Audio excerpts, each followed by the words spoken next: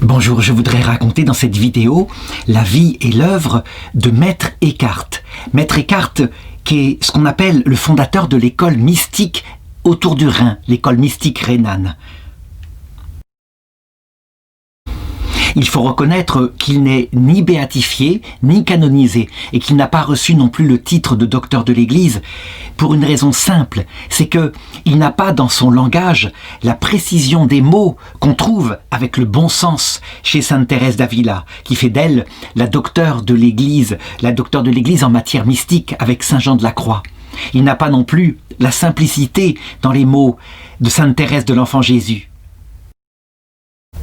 Ça ne veut pas dire qu'il n'est pas important à connaître, bien au contraire, parce qu'il se situe dans le Moyen-Âge occidental, au même moment où, en Orient, va se développer aussi, dans l'orthodoxie, une école mystique tout à fait analogue, avec par exemple Saint Maxime le Confesseur, qui lui-même s'était servi d'anciens docteurs de l'Église, comme Saint Grégoire de Nice.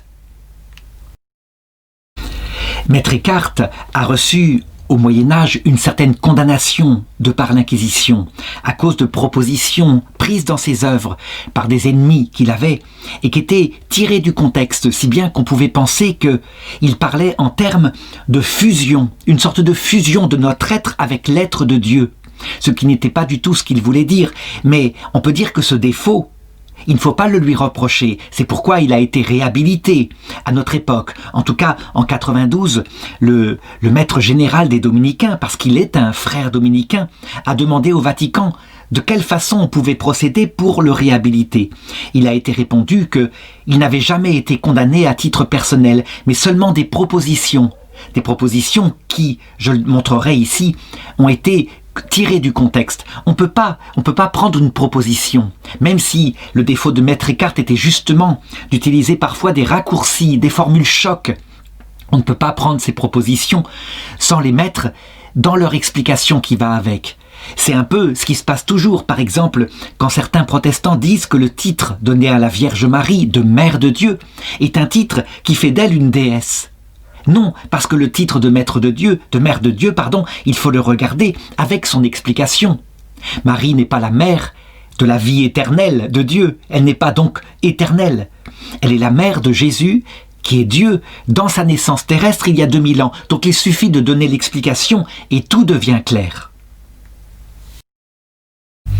Et donc, c'est ce que je vais essayer de faire dans cette vidéo. En tout cas, de donner le sens profondément catholique à la lumière des repères dogmatiques de l'Église, de la pensée de Maître Eckhart, pour bien montrer à quel point, d'un côté, il est effectivement dangereux de le lire dans le texte, ne serait-ce que parce que c'est écrit en allemand, et que on ne comprend pas tout à fait toujours les subtilités de ces mots. Mais je montrerai que, en remettant tout avec des mots simples, des mots de tous les jours, sa pensée est tout à fait classique, tout à fait profonde. Et que, finalement, elle utilise le même langage qu'on trouve dans la Bible. Alors d'abord, qui est-il ? Eh bien, il faut reconnaître que dans ses œuvres, qui sont immenses, parce que c'est un grand théologien du Moyen-Âge, il ne parle pratiquement pas de lui. Il n'est pas le seul à faire cela. Saint Thomas d'Aquin, par exemple, il n'y a jamais aucune mention de ses expériences privées dans aucune de ses œuvres. Et donc on ne le connaît que parce que lui a été célèbre immédiatement et que ses disciples ont raconté sa vie, ses expériences de jeunesse, la façon dont ses parents se sont opposés à sa vocation, la façon dont il a réalisé sa vocation. Mais si on n'avait que ses œuvres, on n'aurait absolument aucune connaissance de la vie de saint Thomas d'Aquin. C'était comme ça à l'époque. Les grands constructeurs des cathédrales, puisque nous sommes à la même époque, pareil, ne signent pas, les cathédrales ne signent pas leurs œuvres. Les maçons mettent des marques sur les pierres, des marques qui ne disent rien de leur nom, qui marquent simplement qu'ils ont taillé une pierre particulière. Il est probable certainement que les auteurs ont une telle humilité qu'ils attendent de Dieu la récompense et qu'ils s'effacent derrière la grandeur de l'œuvre qu'ils laissent à l'humanité. Donc on ne sait rien de son enfance, sauf qu'il est né en 1260 à Horstheim, en Thuringe, donc en actuelle Allemagne, et qu'il entre à l'âge de 15 ans au couvent dominicain d'Erfurt. On ne sait pas ce qu'il est de sa vocation, de la découverte de son amour de Dieu, sauf que on peut deviner par les œuvres qu'il a laissées que sa vie était toute tournée vers l'union à Dieu. 1275, c'est une date très intéressante, d'autant plus qu'on pense qu'il a fait ses études de philosophie à Paris, à la Sorbonne. En effet, en 1274, c'est l'année de la mort de saint Thomas d'Aquin et aussi de saint Bonaventure. Ça veut dire qu'il est là, jeune novice, en train de se former en théologie, alors que sont sorties les plus grandes lumières qui puissent exister dans l'Église catholique depuis bien longtemps. Saint Thomas d'Aquin, c'est le docteur commun de l'Église catholique par sa pensée précise, qui unit la philosophie réaliste à la théologie et qui fait du réalisme un instrument pour mieux comprendre la révélation. Il a donc les pieds sur terre, il est extrêmement concret et dans ses enseignements, il sait parfaitement, en langage très précis et très clair, distinguer l'amour et l'être. C'est pas la même chose. Donc, on pourrait penser que Maître Eckhart a reçu dans sa jeunesse la meilleure formation qui soit possible. En réalité, ça ne se voit pas. Et d'ailleurs, il fait comme tous les théologiens de l'époque. Il commente les sentences de Pierre Lombard. Pierre Lombard, c'est un ancien évêque de Paris qui a eu l'idée de mettre, je dirais, la théologie dans un livre qui part du début, à savoir Dieu, et qui se termine à la fin, à savoir la vie éternelle, en étant systématique, en étant simple, en étant clair et précis. Et donc, le grand travail des théologiens, des étudiants de cette époque-là, qui veulent, par exemple, obtenir un titre de professeur, c'est de commenter les sentences de Pierre Lombard. C'est ce qu'a fait saint Thomas, c'est ce qu'a fait saint Bonaventure, et c'est ce qu'il fait lui-même. Toujours est-il qu'il continue, semble-t-il, ses études de théologie vers 1280 à Cologne. Donc il se rend en Allemagne, ce qui n'est pas tellement un problème, puisque tout est enseigné en latin à cette époque-là. On peut dire d'ailleurs qu'il y a une science théologique qui est réservée aux savants. Ils n'ont d'ailleurs accès qu'à la Bible, qui est elle-même traduite par saint Jérôme depuis très longtemps en latin, c'est ce qu'on appelle la Vulgate. Et puis, il y a le peuple de Dieu qui reçoit par l'intermédiaire de ces savants l'enseignement. On ne veut pas leur faire fréquenter directement la Bible pour une raison simple. C'est que la Bible, justement, elle est subtile, elle aussi. Elle contient des distinctions qui pourraient amener à faire des confusions. Et donc, on préfère passer par l'intermédiaire de professeurs formés et cela évite bien des malheurs. C'est quelque chose que quelques siècles plus tard, Luther contestera en disant « Tout homme doit avoir accès à la Bible ». Ce sera quelque chose de positif en ce sens que, effectivement, il développera une culture du peuple tout entier, mais aussi quelque chose de négatif parce que il naîtra à sa suite toutes sortes d'hérésies, toutes sortes de sectes, les pires, parce que quand on n'a que le texte de la Bible, sans un maître, qu'est l'Église, pour l'enseigner, on peut faire dire à la Bible ce qu'on veut. Toujours est-il que Maître Eckhart, vers l'âge de 33-34 ans, il soutient sa thèse de doctorat à Paris et qu'il obtient un titre de professeur.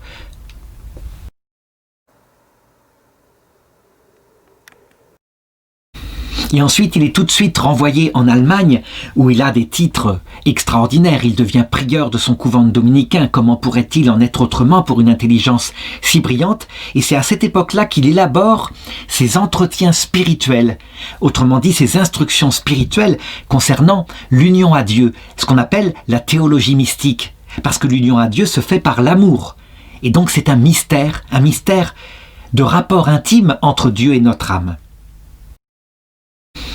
Et apparemment, il a un grand succès auprès des novices dominicains puisque, au début de son livre, il est indiqué que eux étaient assoiffés par les enseignements qu'il donnait. Et donc, le vicaire de Thuringe, prieur d'Erfurt, frère Eckhart, de l'ordre des frères pêcheurs, eut avec ses fils spirituels qui lui posaient beaucoup de questions pendant leurs discussions et il les réunissait le soir pour leur parler de Dieu et de l'union à Dieu. À cette époque-là, la subtilité, l'intelligence des maîtres dominicains fait que partout ils sont demandés. Et donc, on sait que vers 42-43 ans, il est rappelé à Paris, parce que son nom est cité dans un manuscrit, celui de Gonzalve d'Espagne, comme professeur de théologie à la Sorbonne.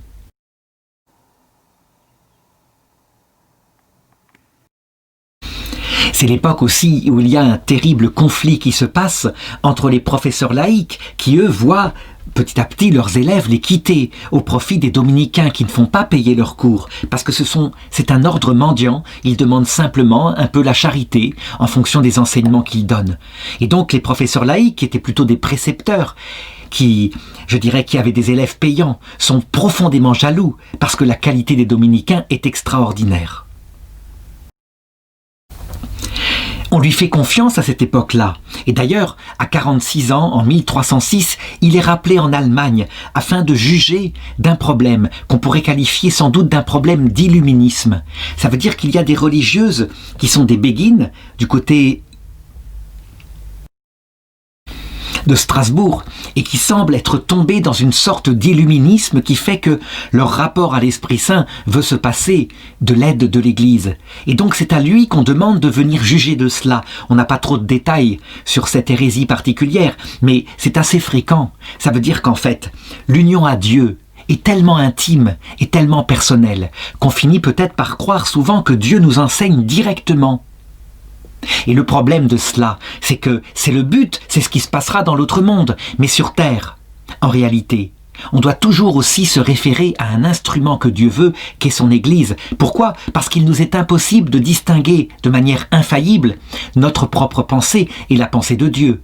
Très souvent, on est pris par l'orgueil et on finit par croire que notre brillante pensée, c'est l'Esprit Saint. Donc, il faut faire attention. Le critère objectif des repères que donne l'Église portés par l'Esprit Saint à travers le charisme d'infaillibilité de l'Église est très important. En tout cas, en 1307, donc déjà assez âgé de 47 ans, eh bien, il obtient le titre des titres, à savoir qu'il devient Magister Actu Regens. Et donc, à partir de là, parce qu'il est véritablement, alors c'est beaucoup plus qu'un doctorat, c'est un professeur, c'est du même niveau que saint Thomas d'Aquin, eh bien il entreprend la propre rédaction de sa propre somme de théologie, comme l'avaient fait saint Bonaventure et saint Thomas d'Aquin. Il se veut encyclopédique, ça veut dire qu'il veut faire le tour de toute la théologie. Il pense par lui-même, il fait un plan en 3 parties, qui est différent des autres sommes de théologie.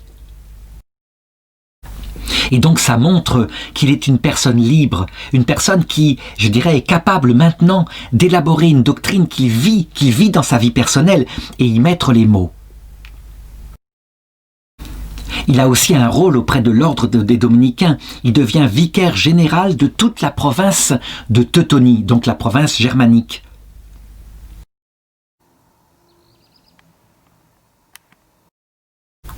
Et c'est à ce moment-là que vont commencer pour lui les ennuis théologiques. Ça veut dire que des dénonciations arrivent par un dominicain et un franciscain auprès de l'Inquisition. On a tiré en fait de ses œuvres une série de propositions qui manifestement, données comme ça, sont hérétiques, sont exagérées, où on dirait pratiquement qu'il parle d'une espèce de fusion de notre propre être avec l'être de Dieu. On devient Dieu, quelque part, et donc ça ressemble tout à fait à une sorte de panthéisme. Il y a des phrases du style « Nous deviendrons Dieu ».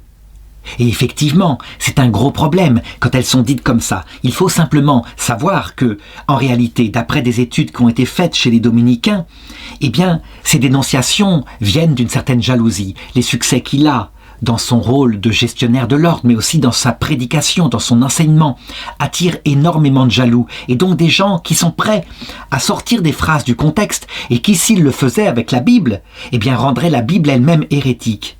Toujours est-il que ces propositions parviennent au pape, qui à l'époque est le pape Jean XXII, un pape d'Avignon, qui lui-même est un théologien, et qu'une condamnation est émise. C'est une bulle qui s'appelle In Agro Dominico. 17 propositions sont formellement condamnées et les autres sont déclarées malsonnantes, en tout cas ambiguës, et donc ne doivent pas être utilisées. En réalité, le pape Jean XXII, il a reçu la lettre de dénonciation et il n'y a pas eu de défense de la part de Maître Eckhart. Donc on peut dire que, effectivement, en regardant uniquement les documents qui ont été fournis au pape, eh bien, il a dit manifestement il y a fausseté. D'où viennent ces condamnations qui viennent parfois de ses propres frères ? Eh bien, certains ont dit que c'est parce que certaines réformes y s'y opposaient dans l'ordre des Dominicains et donc il s'est attiré la vindicte de certains de ses frères. Et d'autres ont dit que cela venait du fait que cet homme-là était prophète quelque part, en ce sens qu'il parlait en allemand aux Allemands. Il parlait dans la langue vernaculaire. Il faisait des sermons que les gens comprenaient. Il abordait les choses les plus subtiles de l'union à Dieu, de la mystique. Et il en parlait à tout le peuple. Il estimait que cette vie spirituelle n'était pas réservée à des grands intellectuels, mais qu'elle pouvait être donnée à tout homme.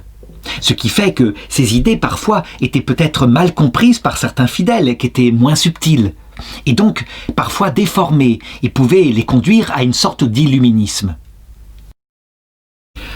Toujours est-il que d'après ce qu'on a comme nouvelle, il gardait son âme en paix avec Dieu, et il prenait ces épreuves-là comme étant justement des épreuves de sa sérénité, de son abandon total à la volonté de Dieu. Il y avait quelque chose en lui qui était vécu par rapport à la doctrine qu'il enseignait par ailleurs. Toujours est-il que parce qu'il avait aussi les pieds sur terre, eh bien, il décide de se rendre en Avignon pour pouvoir se défendre. Et c'est ce qu'il faut faire dans ces cas-là. On ne peut pas condamner sur des documents comme ça sans que la personne n'ait eu à se défendre. Et donc il fait appel de sa condamnation et il part depuis Cologne, il part sans doute à pied comme ça se faisait à l'époque. Et c'est à partir de ce moment-là que sa trace est complètement perdue. On ne sait pas ce qu'il est devenu. On peut supposer qu'il est mort en voyage. On pense plutôt qu'il a pu arriver à Avignon parce qu'il y a une archive, une rare archive qui indique qu'en fait il a pu parler et se défendre. Il a donc paru devant le pape Jean XXII dans le courant 1328. Il a donc 68 ans à cette période-là. Ce qui est sûr, c'est que s'il est bien arrivé en Avignon, alors il est le premier des maîtres en Sainte Écriture, donc ce titre au sommet de tous les titres dans l'Église catholique, à avoir été convoqué ainsi, à avoir dû se justifier de son vivant. Toujours est-il que le Vatican, en 1992, quand le maître des Dominicains, Timothy Radcliffe, fit appel pour savoir comment on pouvait réhabiliter Maître Eckhart, eh bien le Vatican signifia que, parce que manifestement son procès n'était pas allé au terme, qu'il avait été en appel et qu'il était sans doute décédé avant, il n'y avait pas besoin de le réhabiliter. Il fallait considérer plutôt les propositions de son œuvre et voir si elles correspondaient vraiment à son œuvre, donc le défendre pour voir exactement ce qu'il pensait, et c'est ce que je vais essayer de faire ici. Alors d'abord, premier point, quand on regarde son œuvre, on s'aperçoit qu'il est un homme de son époque. Il a intégré la réforme extraordinaire qu'a fait saint Albert le Grand, le premier à avoir réhabilité et instillé la philosophie réaliste des Grecs dans la formation chrétienne. Saint Albert le Grand, c'est celui qui réintroduit Aristote, et son meilleur disciple, saint Thomas d'Aquin, eh bien il le cite aussi énormément. Il cite aussi Aristote, ce qui veut dire qu'il a forcément reçu une formation précise. Alors qu'est-ce qui explique ensuite sa pensée? Eh bien, il n'y a pas que la théologie scientifique. La théologie scientifique, donc celle de saint Thomas d'Aquin, consiste à utiliser des mots extrêmement précis et à évacuer de la pensée, pour bien être précis, tout le langage de l'affectivité. Et manifestement, Maître Eckhart, il développe autre chose, une autre manière de regarder les choses. Saint Thomas d'Aquin d'ailleurs le disait lui-même. La manière de faire la théologie scientifique, c'est pour les débutants. C'est afin de bien serrer les concepts et de pouvoir après exprimer, ou comprendre d'abord, mais exprimer la théologie en langage précis qui ne laisse pas d'ambiguïté. Fondé là-dessus, alors on peut entrer en théologie mystique. C'est une autre théologie qui permet de parler du mystère de l'amour, de l'union de notre âme avec Dieu. Et là, forcément, on ne va pas parler en termes simplement scientifiques, mais il va apparaître des termes poétiques, des termes exaltés, des termes de l'amour. Pour bien comprendre cela, je me rappelle d'un homme qui m'avait raconté qu'il était passé, suite à sa déclaration en non-validité de son mariage, devant un tribunal ecclésiastique, enfin ce qu'on appelle une officialité, par rapport à la reconnaissance en non-validité de son mariage. Et effectivement, en termes précis scientifiques, quand on parle de l'amour d'un homme pour une femme, on va parler d'un amour qui s'exprime d'abord vis-à-vis de sa personne, et l'attraction sexuelle et sentimentale sont des éléments secondaires qui ne forment pas l'amour. Voilà un langage tout à fait précis, un langage de type scientifique qui distingue dans l'être humain philia Pathos, la passion, donc le sentiment amoureux, et puis Eros, l'attraction physique. Et maintenant, quand ce jeune homme fréquentait cette femme, eh bien, il lui parlait en termes de « ma chérie »,« soleil de mon cœur »,« toi mon amour, je ne vis plus que par toi », etc. Et j'avais été frappé parce qu'il me racontait que dans son procès d'annulation, on lui reprochait de telles expressions qui semblaient indiquer une forme d'exaltation. Eh bien, je pense que c'est exactement de la façon dont il faut aborder la pensée de Maître Eckhart. Il ne va pas parler à sa fiancée, ou plutôt son fiancé, l'amour de son cœur, Dieu, en termes rationnels. De même qu'on ne parle pas à sa femme en disant « je t'aime spirituellement et le niveau de mon amour, de mon attraction physique pour toi est à tel niveau précis ». Non, on va parler en termes poétiques, exactement. Eh bien, voilà. Une fois qu'on a bien cela dans la tête, eh bien, je vais essayer de remettre les mots précis pour bien, je dirais bien exprimer en termes scientifiques ce qu'il dit, évidemment, avec tout le feu de l'amour.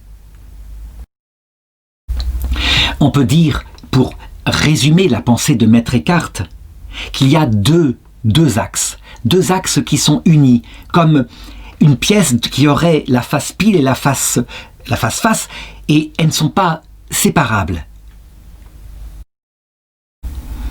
Et tout cela pourrait être résumé en une seule phrase: il faut te détacher de toi-même afin de laisser toute la place à Dieu. Et donc la première face, c'est le détachement, et le but évidemment, c'est de laisser toute la place à Dieu. Donc il faut bien comprendre, le détachement, c'est le moyen. C'est comme si, je dirais, son cœur était un vase, et là je parle en langage poétique, plein de soi-même, et on doit le vider, pour qu'il devienne absolument vide. Et ainsi, il peut se remplir entièrement de la présence de Dieu.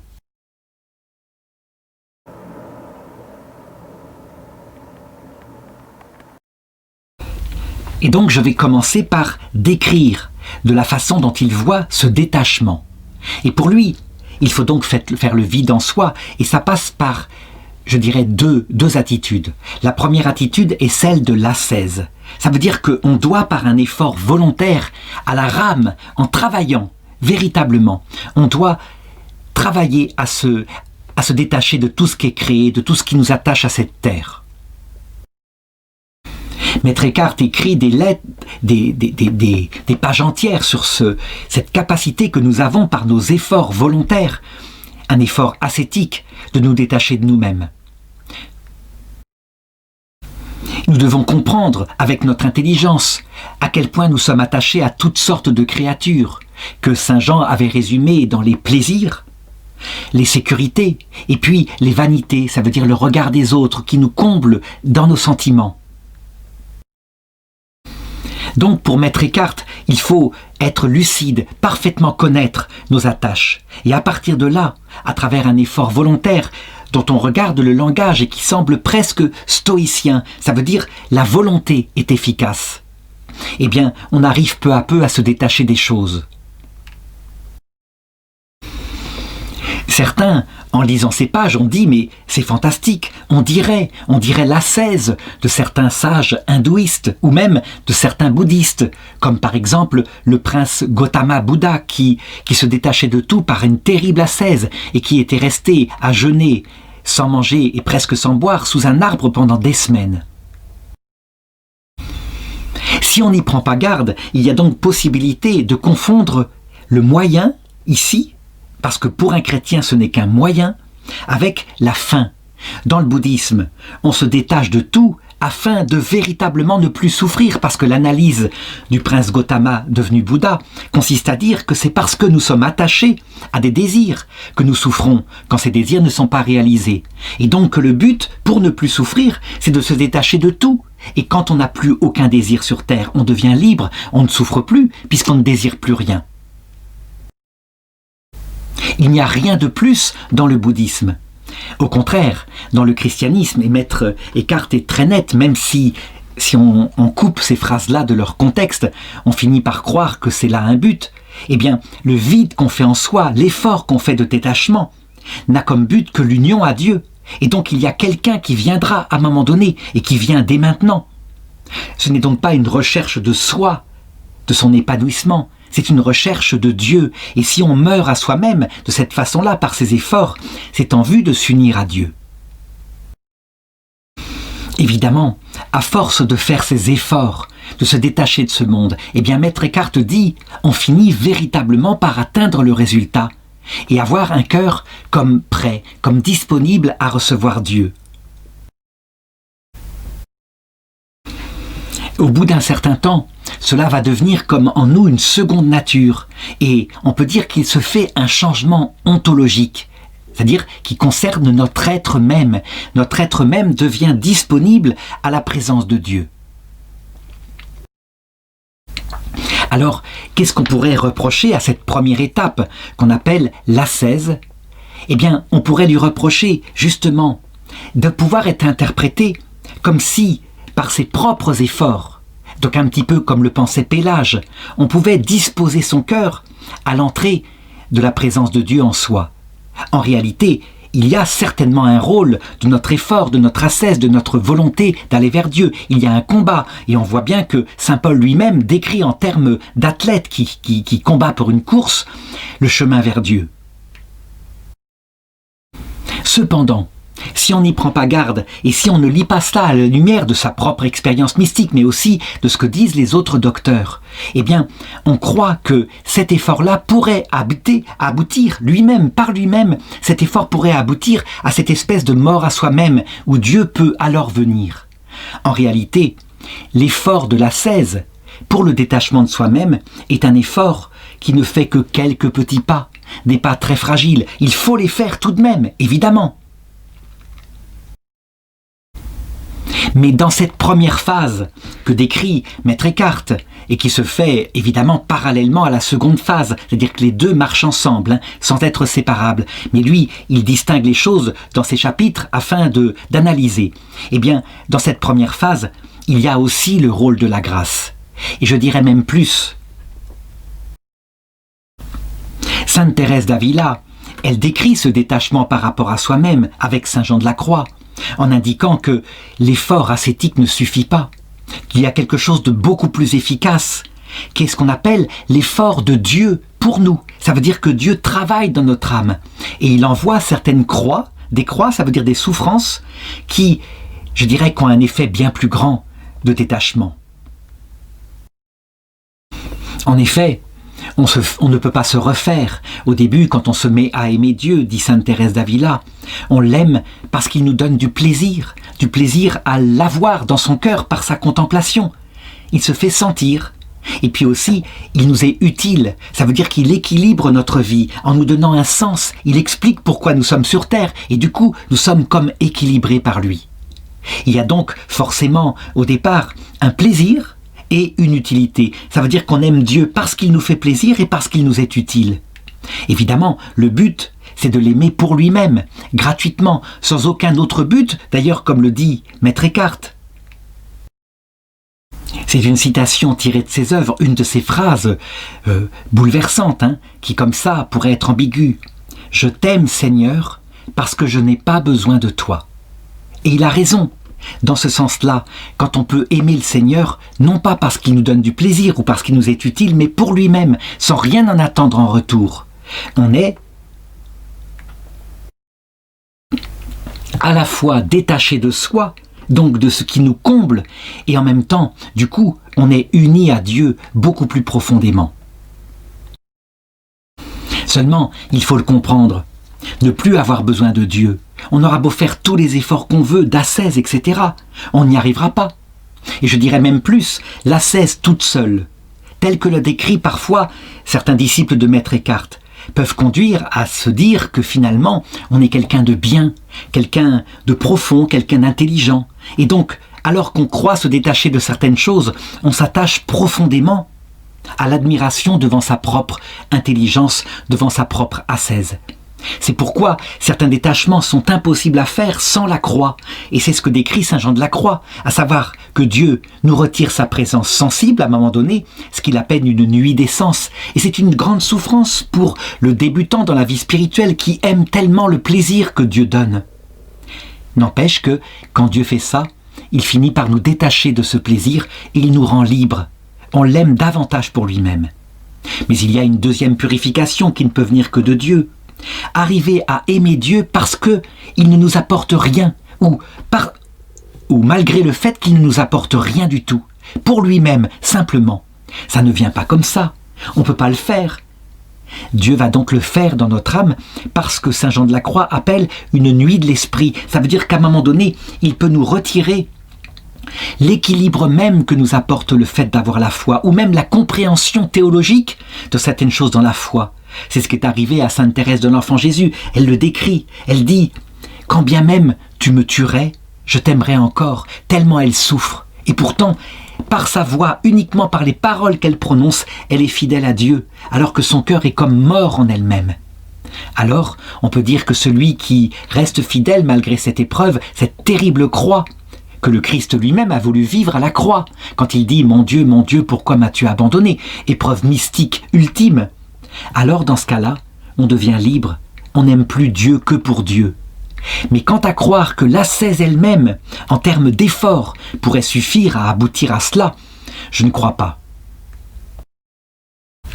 Ainsi, quand Maître Eckhart donne la finalité de ce qu'il faut par son ascèse et qu'il dit « Il faut qu'un homme devienne véritablement pauvre et aussi libre à l'égard de sa propre volonté de créature qu'il l'était au moment de sa naissance. Et je vous le dis, par la vérité éternelle, aussi longtemps que vous désirerez accomplir la volonté de Dieu et que vous soupirerez après l'éternité et après Dieu, tant qu'il en sera ainsi, vous ne serez pas véritablement pauvre. Celui-là seul est véritablement dans la pauvreté spirituelle qui ne veut rien, qui ne sait rien, qui ne désire rien. On a dans cette citation, on le voit, toute la possibilité de partir dans quelque chose qui ne serait pas le christianisme, qui serait par exemple le bouddhisme. En réalité, le plus grand détachement que Dieu demande à l'âme, c'est certes de se détacher d'attachements terrestres, mais surtout, beaucoup plus profondément, beaucoup plus difficile à atteindre tellement c'est simple, de se détacher de l'idée qu'on pourrait se détacher de Dieu.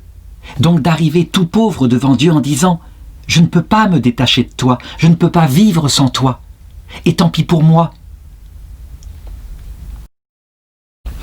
Je n'atteins pas la pureté qu'il faudrait pour te voir, mais fais de moi ce que tu voudras, et puis guéris-moi par ta grâce, parce que je ne suis pas digne de toi. » Cette humilité profonde, elle vient d'un être qui n'a plus d'illusion sur soi.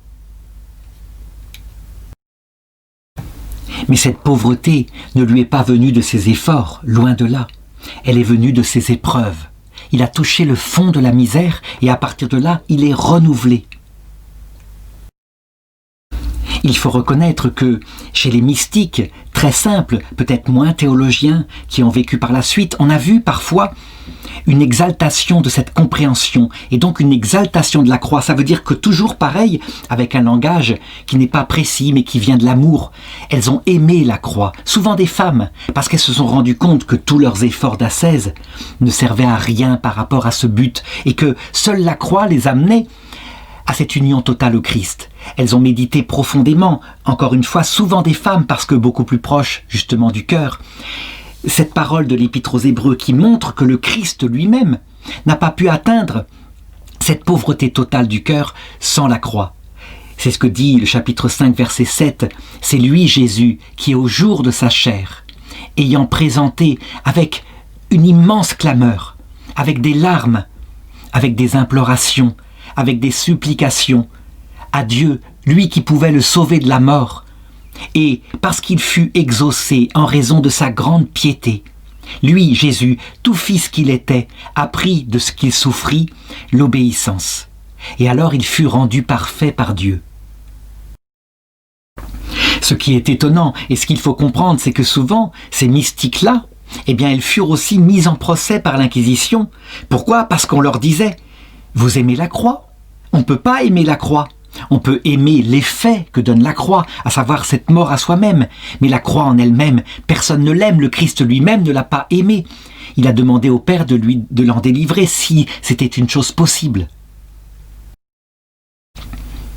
Ces grands théologiens ont tout à fait raison. En strict domaine de la précision, on n'aime pas la croix, on aime la mort à soi-même que donne la croix. Par contre, faire un procès en légitimité à de grands mystiques qui ont parlé comme ça, c'est comme faire un procès à une amoureuse qui emploie des mots de feu, alors qu'on voudrait qu'elle emploie des mots d'acier, c'est-à-dire des mots précis. Et on ne demande pas, je dirais, c'est pas le même domaine, celui de l'amour et celui de la rationalité qui exprime les choses. Voilà pourquoi, si on devait utiliser des termes maintenant, d'ordre précis, scientifique, pour mettre la pensée de Maître Eckhart dans la logique catholique. Quand il dit qu'il y a à un moment donné un détachement métaphysique de soi, ça veut dire que son être même ne compte pas. Eh bien, il vaut mieux pas utiliser cette expression-là, parce que ça semblerait dire que, par l'action de ce détachement, on est comme mort, c'est-à-dire mort au sens de l'être. Son être n'existe pas, on a disparu, on est anéanti. Alors qu'en réalité, on parle plutôt d'une expérience intérieure. On découvre qu'on n'est pas grand-chose. On n'a plus d'illusions sur soi. On ne cherche plus rien pour soi. D'ailleurs, on n'obtiendra rien. C'est un peu, tout simplement, l'attitude de celui qui dit « Seigneur, je ne suis pas digne de te recevoir, mais dis seulement une parole et je serai guéri. » Donc c'est une attitude affectueuse et non pas une attitude métaphysique au sens fort du terme, mais je comprends, Maître Eckhart a voulu montrer la profondeur de ce qui se passait et donc il n'a pas trouvé d'autres mots plus forts que celui de l'être même qui est changé.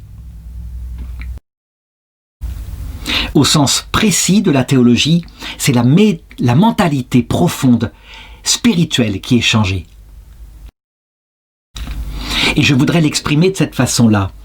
Je me rappelle avoir connu un maître spirituel jésuite qui me racontait le cas d'une des dames qu'il dirigeait. Et cette dame-là était une profonde chrétienne, pleine d'ascèse. On peut dire qu'elle était stricte avec elle. Elle ne s'était jamais mariée, elle était laïque consacrée. Et véritablement, elle passait son temps en œuvre de charité et en œuvre d'oraison vis-à-vis de Dieu. Elle était aussi dans l'ascèse, elle vivait très pauvrement. Et il constatait que elle passait son temps à critiquer la jeunesse actuelle qui fait n'importe quoi, qui ne vit que de plaisir. Et ce père spirituel se voyait bien que les phrases qui sortaient d'elle-même étaient des phrases de critique négative, pas constructive, des phrases un petit peu qui sortaient d'une certaine fierté qu'elle avait du propre chemin qu'elle avait accompli. Il ne savait pas comment la changer là-dessus, comment lui faire atteindre une humilité profonde. Il avait beau dire les choses, ça l'humiliait, elle se fâchait, et donc il risquait de ne plus être son père spirituel, donc il préférait prendre le temps. Il priait beaucoup pour elle. Et un jour, on l'avertit. Elle avait été hospitalisée. Elle avait fait une tentative de suicide. C'était stupéfiant. Donc aussitôt, il alla la voir, mais on lui signifia à l'hôpital qu'il ne pouvait pas la voir parce qu'elle était en cure de sommeil. Ça veut dire qu'elle avait tellement accumulé des manques de sommeil, sans doute par l'ascèse excessive qu'elle faisait, elle ne dormait pas beaucoup la nuit, elle priait, elle disait des rosaires entiers, qu'on avait dû la mettre en sommeil pour qu'elle retrouve la santé physique. Et donc il attendit quelques semaines, et là il put la rencontrer, elle était retournée chez elle, et elle lui raconta ce qui lui était arrivé. En réalité, elle avait accumulé des manques de sommeil, elle avait poussé très loin l'ascèse, et à un moment donné, elle avait eu comme un mur qui était arrivé devant elle, un mur qu'on peut qualifier au sens psychiatrique du terme d'une dépression nerveuse. Elle s'était écroulée, affaissée. C'est quelque chose qui est absolument difficile à comprendre, mais sans doute ça vient d'une exagération qu'elle avait faite et son corps avait craqué. Donc la cause n'était peut-être même pas une épreuve mystique venant de Dieu, mais une épreuve due, je dirais, à la force de son combat ascétique qui était allé trop loin. Et dans ce mur, elle racontait, un mur où il n'y avait plus de sens, Dieu n'existait plus, elle doutait de son amour, de son existence même, elle avait tellement été angoissée qu'elle avait fait cette tentative de suicide et heureusement, on l'avait trouvée avant qu'elle meure. Ce qu'avait stupéfait ce prêtre, c'est qu'il avait constaté que par la suite, elle était complètement changée. Elle avait touché sa misère. Elle avait touché une nuit de l'esprit, en fait, par une dépression physique. Elle prenait des médicaments ensuite. Elle avait modéré son ascèse, il pouvait lui parler.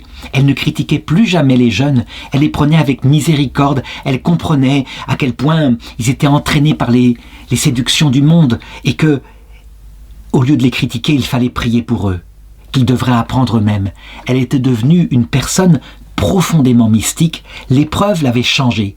C'est ça sans doute, le sommet de la mort à soi-même que Maître Eckhart voulait exprimer en termes d'amour mêlé de théologie, comme il le pouvait. Et c'est à ce moment-là qu'on peut comprendre la deuxième étape dans la théologie mystique de Maître Eckhart, l'union à Dieu, l'inhabitation des personnes de la Trinité dans son âme. Pour le dire très simplement, quand le vase de notre cœur s'est vidé de lui-même, toute la place alors est donnée à Dieu. Tant qu'il y a dans notre cœur un attachement quelconque, c'est comme si ce vase était rempli par une chose monstrueuse qui fait que Dieu ne peut pas y habiter. Parce que l'argent, ou la sécurité, ou la gloire y habitent à la place. Et subtilement, l'orgueil peut y habiter à la place, ça veut dire soi-même, tout simplement, et on prend toute la place. Mais détaché de soi-même, à un moment donné, quand on est arrivé là, la place est libre, et alors l'Esprit Saint descend. Il ne trouve aucun obstacle pour habiter dans l'âme. Et c'est ce que va décrire Maître Eckhart, avec ce qu'on pourrait appeler sa théologie mystique. Donc, l'ascétique avant, l'effort pour se vider de soi-même, et alors vient la mystique. Dans la réalité, tout se fait en même temps. Heureusement que Dieu vient dans le cœur, dit Sainte Thérèse d'Avila, alors qu'on n'est pas encore détaché de soi, sinon comment est-ce qu'on pourrait progresser ? Donc pour Maître Eckhart, ça se fait peut-être en 2 étapes, mais il faut comprendre les choses, il faut les réunir.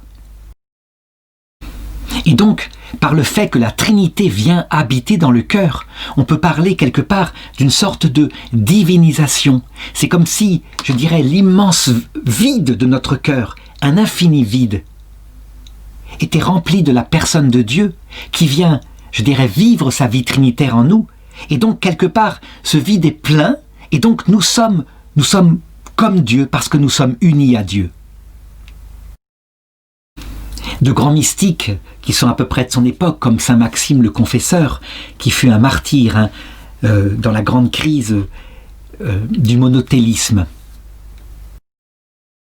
Ça veut dire qu'il combattit une hérésie subtile dans l'Église d'Orient qui consistait à dire que le Christ n'avait qu'une seule volonté qui était fusionnée, et donc sa volonté divine, sa volonté humaine était une. Et pourtant, saint Maxime le Confesseur, il le dit, ce qui se réalise dans le Christ, il a bien 2 volontés. Il a une volonté divine, une volonté humaine, mais ils sont unifiés dans leur opération par une grâce.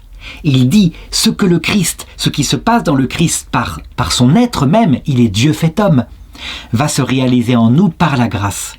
Nous devenons comme, de la même façon, nous devenons comme Dieu parce que nous sommes divinisés dans le fait que Dieu habite en nous. Et c'est là encore, à cause des formules de Maître Eckhart, qu'il va y avoir une deuxième condamnation. Ça veut dire que la première, c'est donc en estimant que son être s'anéantit, au sens métaphysique du terme. Non, c'est au sens spirituel du terme. On est comme mort à soi-même. La deuxième possibilité de se tromper, c'est quand on prend les propositions de Maître Eckhart comme étant une fusion de notre être avec l'être de Dieu. Ça veut dire que tout ce qui est en Dieu est Dieu, finalement. Or, à un moment donné, nous sommes en Dieu, puisque Dieu vient habiter dans notre cœur, mais en réalité, Dieu est plus grand que nous, et donc nous sommes en Dieu. Donc on pourrait interpréter la pensée de Maître Eckhart en disant « Nous ne sommes plus des personnes humaines, nous devenons Dieu ». Donc, en termes métaphysiques, il y aurait fusion de notre être avec l'être de Dieu, alors qu'en réalité, par tous les commentaires qu'il fait par ailleurs, on voit bien qu'il parle d'union amoureuse avec Dieu. Il a été condamné là-dessus. Est-ce qu'on peut le lui reprocher? Mais non, on ne peut pas. C'est le langage habituel de l'amour. Par exemple, quand le Christ vient être mangé par nous dans l'Eucharistie, celui qui mange ma chair et boit mon sang, il utilise le même langage. Évidemment que l'être de Dieu ne nous avale pas ou que nous n'avalons pas l'être de Dieu, mais que c'est une façon de venir dans notre ventre pour signifier qu'il vient habiter dans notre cœur et qu'il veut qu'on lui parle. C'est exactement comme le langage d'une maman qui dit à son petit bébé qu'elle aime de tout son cœur « Je t'aime tellement que je vais te manger ». Évidemment qu'elle ne va pas le manger, mais tout est dit par là et on le comprend, c'est une métaphore. Et donc, si on ne prend pas le langage de Maître Eckhart de cette façon-là, on pourrait tomber dans la même erreur dans la Bible, par exemple. Quand la Bible veut exprimer l'amour total qu'il y a entre Adam et Ève, entre l'homme et la femme, lorsqu'ils réalisent le plan de Dieu. Et que Adam dit « Oh, pour le coup, devant la beauté d'Ève et devant l'amour qu'il a pour elle, celle-ci est la chair de ma chair, l'os de mes os. Et c'est pourquoi, commente la Bible, ils ne feront plus qu'une seule chair. » Alors on pourrait penser, avec Platon, que en réalité, ils vont fusionner, devenir un seul être à quatre pattes, si on peut dire. Mais non, ce n'est pas ça qui se passe. C'est une union totale des volontés, de l'amour, qui d'ailleurs se réalise aussi par un sacrement inventé par Dieu, l'union physique, qui aboutit à la naissance d'un enfant, mais cet enfant est un être différent. Donc, il faut bien comprendre, ce qui est exprimé par la Bible en termes métaphysiques, fusion des êtres, en fait signifie l'union totale des cœurs. C'est une union effective, et pas seulement affective. Ce n'est pas une fusion des êtres. Il faut bien comprendre, mais le terme, l'expression fusion des êtres est employé poétiquement tellement c'est fort, cette union effective. Très concrètement, à quoi ça correspondrait dans l'expérience mystique? L'union affective, c'est quand par exemple quelqu'un se met à prier et se met à crier vers Dieu en disant « S'il te plaît Dieu, il m'arrive un malheur, aide-moi, aide-moi ». Il a une union affective avec Dieu, là en l'occurrence pour un besoin, il a besoin de quelque chose. Et puis, l'union effective, c'est quand, justement, il y a une telle présence de Dieu dans le cœur, parce qu'on s'est détaché de soi-même, qu'on peut vivre avec Dieu et lui parler dans le cœur à cœur, parce qu'il habite dans le cœur. Et il est là devant nous, comme une personne, et nous sommes un peu son épouse mystique, notre âme en tout cas. Les grands mystiques de l'Orient comme Saint Grégoire Palamas ont analysé et ont dit « Nous venons comme Dieu, nous devenons comme Dieu, mais nous ne pouvons pas voir l'essence même de Dieu. Donc, ce sont comme des énergies qui émanent de Dieu que nous fréquentons. » Et lui avait insisté sur cette distinction justement entre la personne humaine et Dieu. En réalité, nous savons que lorsque nous serons dans la vision béatifique, dans l'autre monde, ça restera une union effective, mais sauf que Dieu sera tellement intime à notre intelligence que son Verbe éternel, sans aucun intermédiaire créé, se fera le concept de notre intelligence. Ça veut dire que nous verrons Dieu directement, sans avoir besoin de passer par l'humanité du Christ. Il n'empêche que même là, même dans la vision béatifique, où nous serons comme Dieu, parce que nous serons en Dieu, nous ne serons pas Dieu. Nous serons des petites personnes humaines unies à Dieu. Ce sera une union effective, totale, la plus forte qu'on puisse imaginer, au point que le vase immense de notre cœur sera rempli jusqu'à saturation. Nous serons dans la béatitude parfaite, une béatitude qui ne s'arrêtera jamais, parce que Dieu est infini, notre cœur étant limité, l'éternité ne suffira pas. Il comblera notre cœur comme ça, mais ce ne sera jamais une fusion des êtres. Nous ne deviendrons pas Dieu, nous ne disparaîtrons pas. Nous serons comme l'épouse de Dieu, et en termes mystiques, nous serons une seule chair avec Dieu. Nous avons le droit de le dire, à condition d'être précis. Évidemment, ceux qui livrent les œuvres de Kierkegaard diront « mais non, vous faites un contresens, il le dit bien, nous deviendrons Dieu, il insiste, et c'est métaphysique. Il n'est pas idiot, il a connu saint Thomas d'Aquin, il a fait du Aristote, donc il sait distinguer les termes. Eh bien, il faut passer par-dessus cette apparence. Il faut être capable de dire que c'est un langage d'amour, c'est un théologien mystique. Et donc, il fait comme la Bible, il emploie des mots de l'être, non pas pour signifier une fusion des êtres, mais pour signifier une union profonde, totale, spirituelle, entre notre être, ou plutôt notre personne, et la personne de Dieu.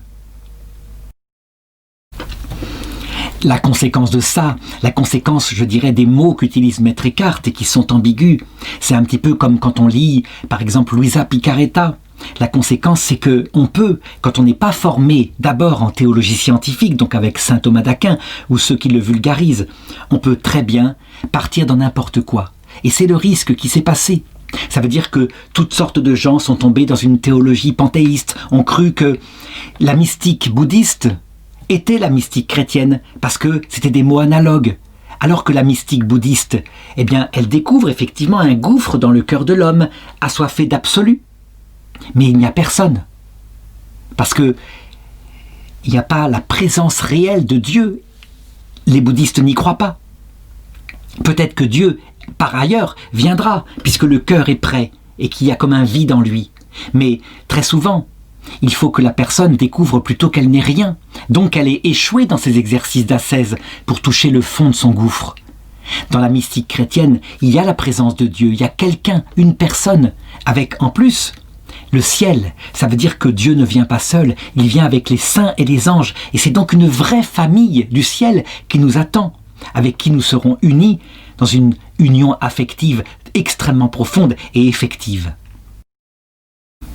Alors certains ont dit, mais ça va même plus loin tout de même, Dieu, c'est pas simplement une personne qui est comme ça posée devant nous comme notre prochain.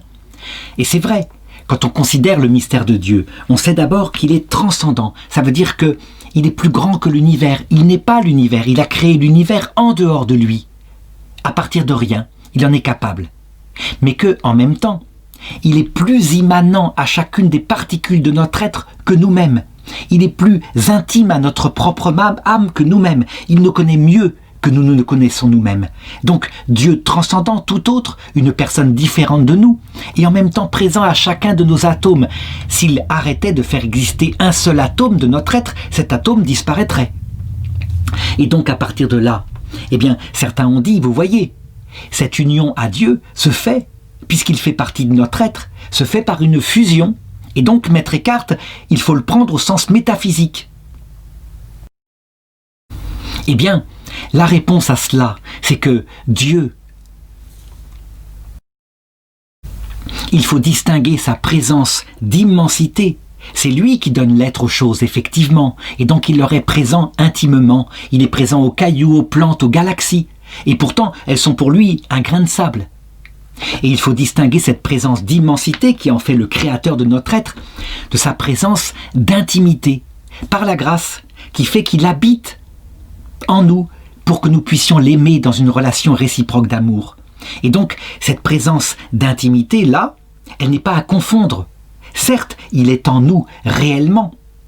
Il est réellement présent. Mais il veut créer des personnes différentes de lui, qui s'unissent comme l'épouse à l'époux, donc dans un acte d'amour. Je conclurai cette vidéo en disant, eh bien, quand on veut lire Maître Eckhart, il faut, je pense, d'abord, peut-être, s'être formé à l'école de Sainte Thérèse d'Avila, peut-être à l'école de Saint Grégoire de Nice, ou à l'école de Sainte Thérèse de l'Enfant Jésus, qui, elle, met les choses à la portée de tous, même si elle ne fait pas un traité comme Sainte Thérèse d'Avila, par exemple son château intérieur avec les 7 demeures, on voit bien que tout est dit. La théologie n'est pas compliquée, mais il faut être capable de prendre des analogies adaptées à tous pour bien distinguer les choses. Il faut être aussi capable de comprendre que quand Maître Eckhart insiste sur notre liberté dans la partie ascétique de son œuvre, ce n'est pas pour supprimer la grâce, loin de là. De même, quand il insiste sur le primat de la grâce, quand il parle de sa partie mystique, ça veut dire de l'union de Dieu qui vient dans notre cœur, il ne faut pas supprimer la liberté. Ça veut dire que nous sommes capables, comme une épouse, de répondre à notre époux qui habite dans notre cœur. Éventuellement, comme le montrait Sainte Catherine de Sienne, de lui faire des scènes de ménage parce qu'on estime qu'il ne se comporte pas bien. En réalité, il faut toujours le faire à la lumière de la théologie, des repères que donne l'Église, à savoir qu'on a bien une alliance et que ce qui permettra de mettre en place toute cette théologie mystique qui paraît si compliquée, c'est la comparaison avec le mariage. Il y a, dit saint Paul dans l'Épître aux Éphésiens, une analogie. Le mariage est un grand signe parce qu'il est l'union de notre âme avec Dieu. Et dans le mariage, on voit bien qu'il y a 2 êtres qui certes ne fonctionnent pas que par leur volonté. Le mariage n'est pas qu'un acte de volonté où avec mon effort je vais être un mari formidable. Il y a aussi la grâce de notre conjoint qui nous attire. Et quand la grâce de notre conjoint n'est plus là, c'est très compliqué. C'est parce que notre femme est belle qu'au début nous l'avons épousée, ou alors parce que nous avions un projet ensemble. Et cette chose-là est très importante. Et en même temps, après, quand vient la vie commune, il y a l'effort à faire, effort d'ascèse. Mais si toute grâce qui attire vers l'autre disparaît, nous sommes comme une plante, nous flétrissons. Donc, liberté et grâce interviennent toujours.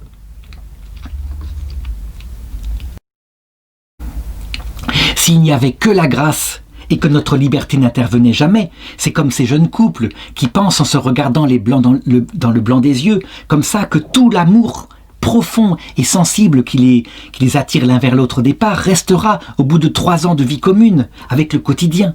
Mais non, il faut qu'aussi agisse à un moment donné leur liberté, fondée sur cet amour mutuel.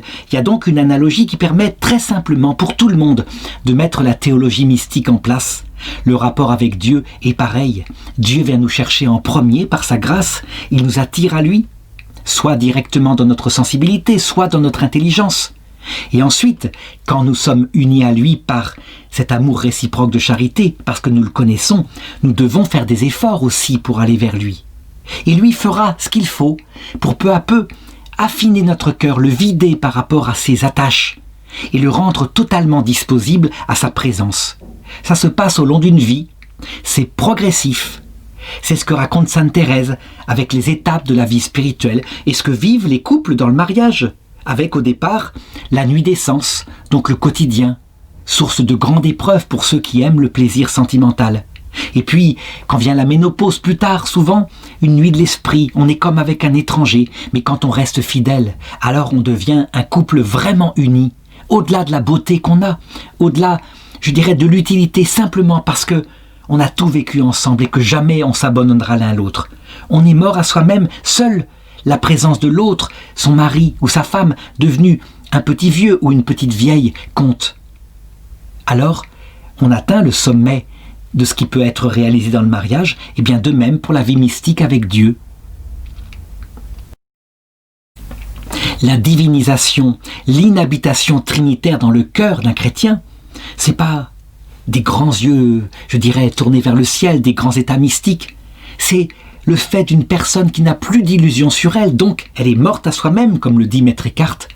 Et alors du coup, parce qu'on est libre, parce qu'il n'y a plus que Dieu qui compte, il vient habiter dans le cœur, simplement, et on n'attend plus de lui qu'une chose, c'est qu'il vienne nous chercher pour la vision béatifique avec tous ceux que nous aimons.